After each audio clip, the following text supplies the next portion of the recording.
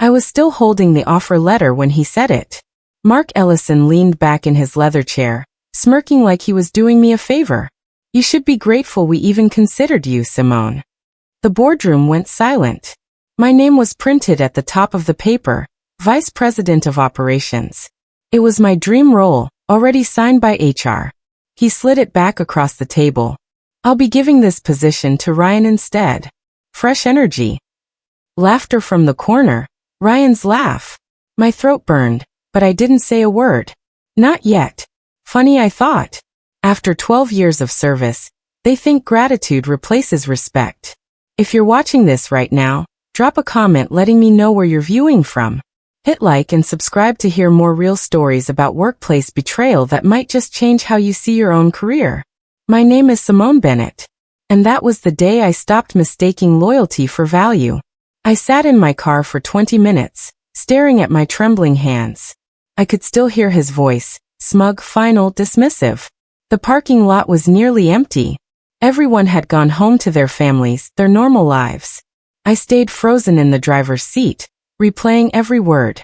12 years. 4,380 days of arriving early and leaving late. Weekends spent fixing problems that weren't mine to fix. Holidays sacrificed for quarterly reports and investor presentations. All of it meant nothing. In the reflection of my windshield, I didn't see an employee anymore. I saw someone disposable. Someone whose expertise could be handed to a 28-year-old with charm, but no substance. Ryan had been with the company for 18 months. 18 months of taking credit for other people's work. 18 months of schmoozing with executives while the rest of us carried the actual weight. The offer letter sat crumpled on my passenger seat. My dream position, snatched away in a single sentence. I finally started my car and drove home in silence. The next morning, I watched Ryan walk through the office like he owned it. People congratulated him on my work, my project, my late nights. He accepted each compliment with a confident smile, never once acknowledging the team that had built everything he was now claiming. Congrats, Ryan. Someone called from across the room. Thanks, he replied, adjusting his tie. Big shoes to fill, you know? Big shoes he had never earned the right to wear. I stood near the coffee machine, watching this performance unfold. My chest felt tight. My hands shook slightly as I poured my third cup of the morning. When he finally noticed me, he walked over with that same smirk Mark had worn yesterday. No hard feelings, right, Simone? He said, clapping my shoulder. You'll make a great support to the team. I forced a smile. Congratulations. The word tasted like poison. I walked away before the tears could form, before anyone could see how much this hurt. Mark called a team meeting that afternoon. The entire operations department crammed into the conference room. 50 employees, all waiting to hear about the leadership transition. I sat in the back row, making myself invisible. I want everyone to support Ryan in his new role, Mark announced, standing at the front like a general addressing troops. He's going to bring fresh perspective to this department. Fresh perspective. Code for someone who would do exactly what Mark wanted without questioning authority. Then Mark's eyes found mine across the room. Simone will assist him until he gets up to speed. My cheeks burned. Assist. After 12 years of leading, I was being demoted to assistant. He turned back to Ryan, smiling. Don't let her bulldoze you, though. She has senior habits. The room erupted in laughter. Polite, nervous laughter from people who knew this was wrong but wouldn't dare speak up. My hands clenched under the table. My nails dug into my palms. Senior habits. As if experience was something to apologize for. That night, I came home to my empty apartment and opened my laptop. 12 years of files stared back at me. Presentations I had created. Systems I had built. Strategies that had saved the company millions. Every achievement carefully documented, time-stamped, backed up. I could delete them. Expose them. Burn everything down on my way out. My finger hovered over the delete key. But no. That's not who I am. I closed the laptop and stared at my reflection in the dark screen. Destroying things is easy. Building something better requires patience. Revenge is best served with precision. I whispered to the empty room. I wouldn't fight dirty. I wouldn't sabotage or gossip or play their games. I would simply let the truth reveal itself, piece by piece, until everyone could see what I had always known. They hadn't promoted the best person. They had promoted the most convenient one. And convenience never lasts. For the first time in 12 years, I updated my resume.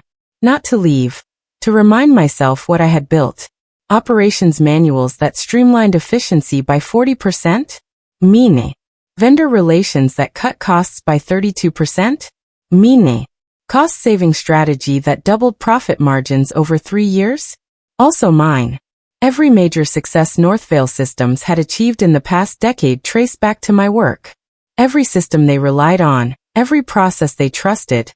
I had created them all. They had built their empire on my backbone. I saved the document and leaned back in my chair. The apartment was quiet except for the hum of my refrigerator. No partner, no kids, no distractions. Just me and my work. For 12 years, that had been enough. I had told myself that dedication would be rewarded, that excellence spoke for itself. I had been wrong.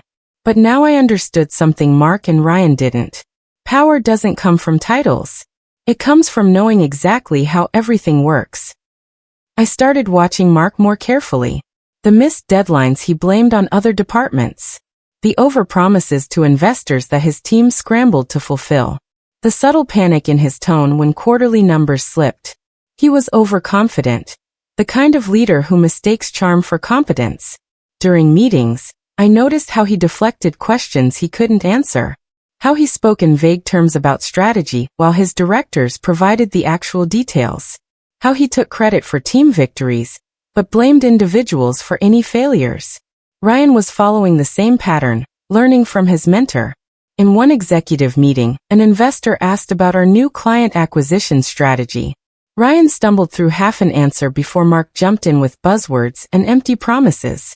I sat quietly taking notes. Not for the meeting, for myself. Documentation. That was my weapon now. Not anger or sabotage, just careful observation of facts.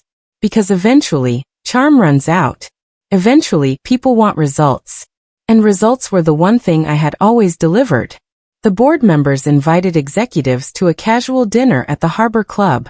It was supposed to be informal, a chance for leadership to bond outside the office. But everyone knew these dinners mattered. Conversations happened here that shaped the company's future. Mark arrived 30 minutes late, making excuses about traffic. Ryan showed up already tipsy, laughing too loudly at jokes that weren't funny. I arrived exactly on time, dressed professionally, and positioned myself near the board members rather than with the other executives. Simone. One board member named Vincent acknowledged me with a nod. How are things in operations? Steady, I replied. We're managing the transition smoothly. He raised an eyebrow. That's diplomatic. I smiled softly into my wine glass. Later, I overheard Vincent talking to another board member, a woman named Patricia. Mark's leadership is losing its edge, Vincent sighed. The investors are noticing, Patricia added quietly. I stayed silent, but the hook was set. They were already questioning him. The next morning, my phone rang. Ellen Hartley, a retired board member, and one of the few people I genuinely trusted. She had mentored me when I first started at Northvale, back when the company was half its current size. I heard what happened, she said without preamble. Are you planning to stay? I hesitated. I'm planning to learn. She laughed, a knowing sound. Good. Learn where the real power sits, Simone. It's not in the CEO's office. It's in the boardroom. We talked for 20 minutes. She explained how board dynamics worked, how decisions were really made, how perception mattered as much as performance. Mark thinks he's untouchable because he's charming, Ellen said. But charm doesn't pay dividends. Results do. And the board knows who delivers results. When we hung up, I felt something shift inside me. Not hope exactly, more like clarity. I didn't need to fight Mark directly. I just needed to keep doing what I had always done. Deliver excellence. The board would notice eventually. Mark began skipping department meetings. At first it was just 1 or 2. Executive obligations, his assistant would explain. Then it became a pattern. Entire weeks would pass without him checking in with operations. Ryan, meanwhile, couldn't answer basic financial questions during investor calls. He would fumble, deflect, or make up numbers that didn't match our actual data. Guess who they called to fix it? Me. And I did. Efficiently. Quietly. Professionally. I didn't complain or make a show of it. I simply stepped in, corrected the mistakes, and ensured our clients stayed confident in Northvale's capabilities. After one particularly messy call, Vincent pulled me aside. "Thank you for that," he said. Ryan seemed unprepared. "He's still learning," I replied neutrally. Vincent studied my face. "You're very gracious, Simone." I smiled. "I care about the company's success. That's all." But we both knew what he was really asking. How long can we sustain this leadership? I started compiling data. Every quarterly report from the past 5 years. Every project success. Every client satisfaction score. Every achievement with my name attached. Not to expose anyone. To document reality. Facts, not feelings. Numbers, not emotions. I created a spreadsheet tracking departmental performance before and after major leadership decisions. The patterns were undeniable. When I led initiatives, outcomes improved. When Mark or Ryan took over, efficiency dropped. I backed everything up on 3 different drives. Cloud storage, external hard drive, personal laptop. Nothing would disappear. Paperwork is the most silent weapon in corporate warfare. No drama, no confrontation. Just irrefutable evidence sitting quietly, waiting to be needed. One evening, my colleague Marcus stopped by my desk. "You're working late again," he observed. "Always," I replied. He lowered his voice. "Everyone knows what happened, Simone. It wasn't fair." "Fair doesn't matter," I said. "What matters is what comes next." He nodded slowly and walked away. Board member Patricia approached me during a coffee break. "Simone, how do you stay so calm?" she asked, genuine curiosity in her voice. I thought about the question. About the anger I carried. The hurt that never fully disappeared. About the nights I went home exhausted and questioned whether any of this mattered. But I smiled. Because storms always end, Patricia. The question is who's left standing. She studied me for a moment, then nodded.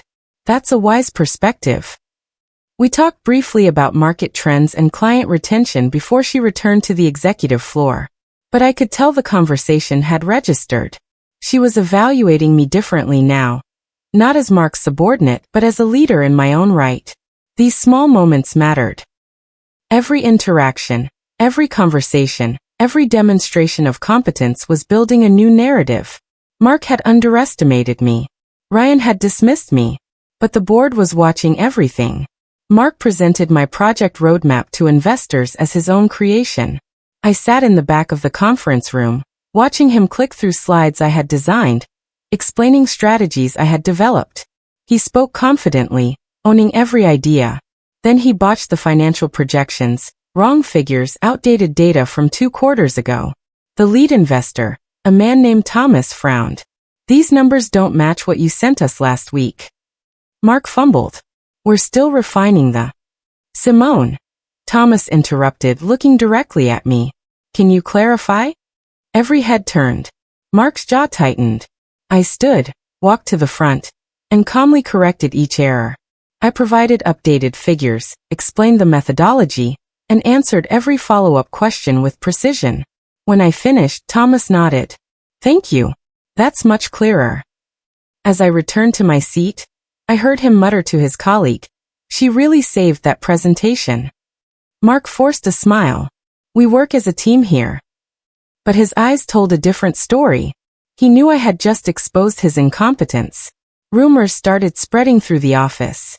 "Simone actually runs this place," I overheard someone say in the break room. "Ryan just takes credit for her work," another voice added. I never encouraged these conversations. I never participated in gossip or complained publicly. But the truth was becoming obvious to everyone. Ryan began avoiding me in the hallways. Mark stopped including me in executive meetings, perhaps hoping my absence would make me less visible. The opposite happened. Without me in those meetings, projects stalled. Decisions got made without operational context. Clients grew frustrated with inconsistent communication. Within 3 weeks, Mark was forced to reinstate my attendance. "We need your expertise," he said stiffly, as if admitting defeat. I simply nodded and returned to the meetings I should never have been excluded from. The board noticed everything. Patricia started asking me direct questions during presentations. Vincent sought my opinion on strategic decisions. Thomas requested reports directly from me rather than through Mark. Slowly, visibly, the power dynamic was shifting. The board announced a mid-year leadership review. Mark smirked when he heard the news, treating it like routine evaluation. "Just standard procedure," he told the executive team. But I knew better. Ellen had warned me this was coming. "Be ready, Simone," she had said during our last phone call. "They're evaluating more than just performance. They're evaluating judgment, temperament, and trustworthiness." I spent the next 2 weeks preparing. Not defensively. I had nothing to defend. Instead, I organized every success metric, every client testimonial, every efficiency improvement from the past year. I rehearsed answers to difficult questions. I reviewed company financials until I could recite key figures from memory.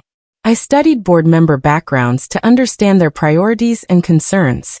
Ryan, meanwhile, spent those 2 weeks taking long lunches and leaving early. Mark spent them trying to charm board members over golf games and expensive dinners. Neither of them understood that the review wasn't about likability. It was about results. And results were my specialty. The day of the review arrived. Mark stood before the board, presenting numbers he barely understood. He spoke confidently about market share and revenue growth, taking credit for achievements that belonged to specific departments and individuals. The board members listened politely, their faces unreadable. Then Patricia, serving as board chair, turned to me. "Simone, would you like to add anything?" Mark's face drained of color. This wasn't part of his plan. "Yes," I said, standing calmly. "Just a few clarifications." I walked to the presentation screen with my tablet. No dramática questions. No personal attacks. Just facts. I pulled up actual performance data. Project completion rates, client retention percentages, cost savings by department. I highlighted which initiatives succeeded and which failed, connecting each outcome to specific leadership decisions. Every success linked to my work. Every failure linked to Mark's oversight or Ryan's mismanagement. The numbers spoke for themselves. Under my leadership, operations thrived. Under Mark's direction, we stagnated. Silence filled the boardroom. Mark looked ready to explode. I kept my tone professional, almost gentle. The data speaks for itself. After the meeting, Mark cornered me in the hallway. His face was red, his hands trembling with barely controlled rage. "You think you're smarter than me?" I met his eyes steadily. "No, Mark. Just more prepared." He stepped closer, invading my space. "You just made a huge mistake, Simone. I will make sure you regret this." "Is that a threat?" I asked calmly. He slammed his fist against the wall beside my head. The sound echoed through the corridor. "Don't test me." I didn't flinch. Didn't step back. Didn't show fear. 2 other executives appeared at the end of the hallway, witnessing everything. Mark noticed them and immediately backed away, adjusting his tie and forcing a smile.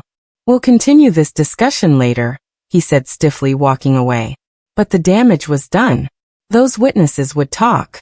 Word would spread about his temper, his lack of control, his threatening behavior. I had done nothing wrong. I had simply stood my ground while he revealed his true character. Within days, the board had heard about Mark's outburst. I overheard Vincent and Patricia talking near the elevators. "Ellison's temper is becoming a liability," Vincent said quietly. "He threatened Simone in front of witnesses," Patricia replied. "That's unacceptable." Vincent nodded. Meanwhile, her composure is remarkable. She stayed completely calm. "CEO material," Patricia said thoughtfully. I pretended not to hear, keeping my face neutral as I walked past them. But inside, my heart raced. CEO material. Those 2 words changed everything. For 12 years, I had worked to prove my worth, to earn respect, to demonstrate that I deserved a seat at the leadership table. Now the board was considering me for the highest seat of all. But I knew better than to celebrate prematurely.